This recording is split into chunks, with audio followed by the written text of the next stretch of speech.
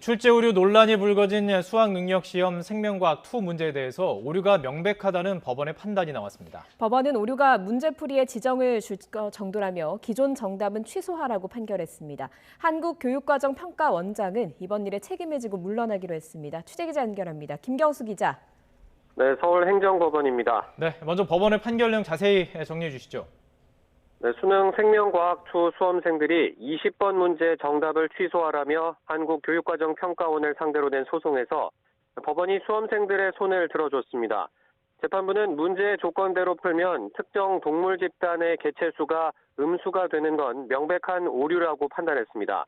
또 이 오류가 수험생들이 답을 구하는 데 심각한 장애를 주거나 정답을 선택할 수 없게 만든다며 문제의 기존 정답을 취소하라고 판결했습니다.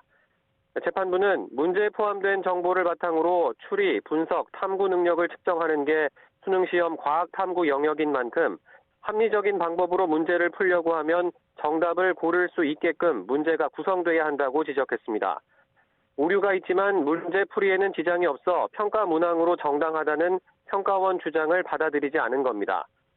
오늘 재판에 참석한 수험생들은 선고 이후 재판부가 상식을 존중해 준 거라 생각한다며 앞으로는 실수 없이 문제를 만들어달라고 당부하기도 했습니다.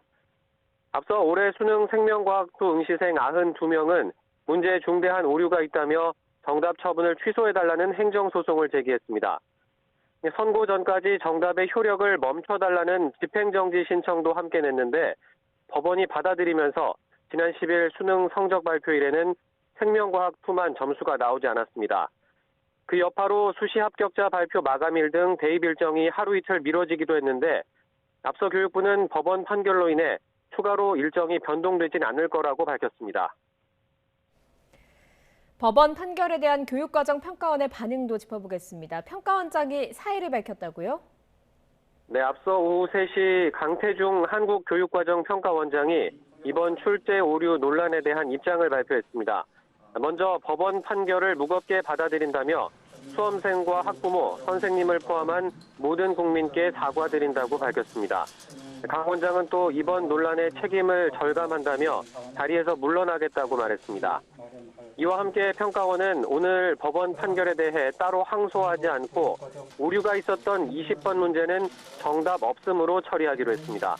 응시자 전원을 정답으로 처리하겠다는 뜻입니다.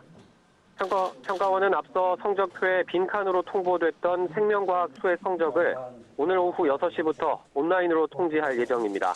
지금까지 서울행정법원에서 전해드렸습니다.